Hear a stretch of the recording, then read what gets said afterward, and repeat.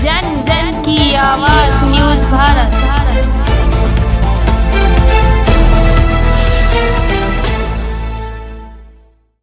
पुरानी रंजिश को लेकर प्रार्थी को जान से मारने की धमकी दी गई। नमस्कार, आप देख रहे हैं जन जन की आवाज न्यूज़ भारत। मैं हूं प्रीति राज, आपको लेकर चल रही हूं। बीकेटी लखनऊ ग्राम पंचायत सरावा में कुछ दिन पूर्व प्राणघातक हमला किया गया था, जो कि प्रार्थी ने थाना इटौंजा में एप्लीकेशन देकर तहरीर दर्ज कराई थी। तहरीर के हिसाब से मुकदमा धारा 452, धारा 308, धारा 323, धारा 504, धारा 506 की धारा लगाकर मुकदमा दर्ज किया गया। फिर प्रार्थी की गिरफ्तारी नहीं हुई, जिसके कारण विपक्षी आए दिन प्रार्थी को गालियां देते हुए एलानिया धमकी देते हैं कि एक बार आपको छोड़ ही दिया था, अब की बार आपको जान से मार देंगे यदि आपने कहीं पर शिकायत किया। जन जन की आवाज न्यूज़ भारत से सुखराम रावत की खास रिपोर्ट। क्या नाम है भाई साहब आपका? शैलेंद्र पाल। कहाँ के रहने वाले हैं? सरावा। ब्लॉक क्या है? बीकेटी। पंचायत क्या है आपकी? ग्राम पंचायत गुलाबपुर। अच्छा, जिला क्या है? लखनऊ। क्या समस्या है भाई साहब आपकी? समस्या हमारी ये है कि दिनांक 18 फरवरी को जी 18 फरवरी की घटना है। जी हमारे पापा खेत जुतवाने के लिए गए थे ट्रैक्टर से, जी जो कि विपक्षी गढ़ों के जी खेत में 5 कंडे पथे हुए थे, जी जिसके कारण ट्रैक्टर की पहिया चढ़ गई जी और कंडे टूट गए।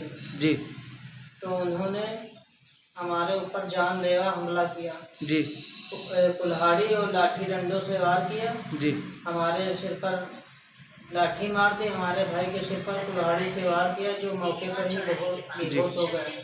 जी जी मैंने तुरंत सूचना 112 की डायल किया, जो जी करीब 1-2 घंटे देर बाद आई। जी मैं कुम्हरावा अपने दोपहिए गाड़ी से पहुंच रहा था जी कि जो कुम्हरावा चौराहा पर ही 112 वाली गाड़ी मिल गई। जी तो हम लोगों को बैठा कर जी इटौंजा ले गए, जहाँ अस्पताल में जी इलाज करवाया। वहाँ से इतनी हालत गंभीर थी कि वहाँ के डॉक्टर ने तुरंत उसको ट्रामा सेंटर के लिए रेफर कर दिया। जी कहा उसको ट्रामा सेंटर को ले जाओ, यहाँ बचने की कोई गुंजाइश नहीं। जी तो हम लोगों ने तुरंत जी मेडिकल कॉलेज के लिए रेफर कर दिया। जी उसके बाद जब हम दूसरे दिन रिपोर्ट गए थाने में लिखवाने, जी तो पहले हमारे थाने में सुनी नहीं गई। कहा गया कि जी 10,000 रुपये मांगे गए, तब हमारी रिपोर्ट लिखी गई। जी यानी थाने में 10,000 रुपये आपके मांगे गए? जी, तब कहा गया कि रिपोर्ट लिखी जाएगी, वरना नहीं लिखी जाएगी। जी मैंने जब 10,000 रुपये दिए तो रिपोर्ट लिखी गई। जी उसके बाद रिपोर्ट लिखने के बाद जी दरोगा ने कहा चलो दूसरे दिन हम जी मतलब विवेचना करेंगे। जी उस समय आचार संहिता का समय था। उन्होंने कहा हम दूसरे दिन करेंगे, विवेचना करी। उसके बाद जी तसल्ली देते रहे कि इस समय आचार संहिता चल रहा है, इस समय कुछ नहीं होगा, जी तो आचार संहिता खत्म हो जाएगी, उसके बाद इन लोगों की हम गिरफ्तारी कर लेंगे। जी उसके बाद आचार संहिता खत्म हो गई, जी चुनाव हो गए। उसके बाद कहने लगे कि वोटें भी खुल जाने दो, उसके बाद हम इन लोगों को गिरफ्तार कर लेंगे। जी उसके बाद वोट भी खुल गए, उसके बाद भी गिरफ्तारी नहीं हुई। अच्छा, अभी तक उनकी गिरफ्तारी नहीं हुई? अभी तक उनकी गिरफ्तारी नहीं हुई। तो मैंने एक एप्लीकेशन जी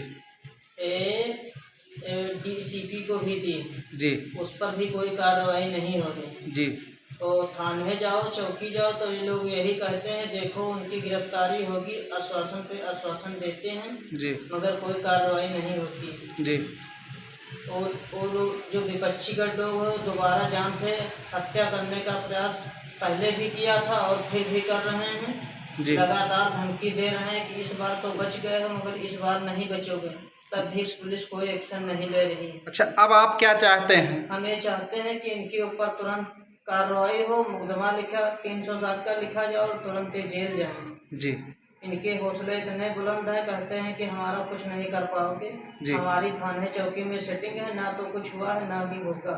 जी तो अब आप ये चाहते हैं कि इनको अरेस्ट करके इनको जेल भेज दिया जाए, ताकि आपके ऊपर किसी भी प्रकार की कोई घटना घटित ना हो? जी जी जी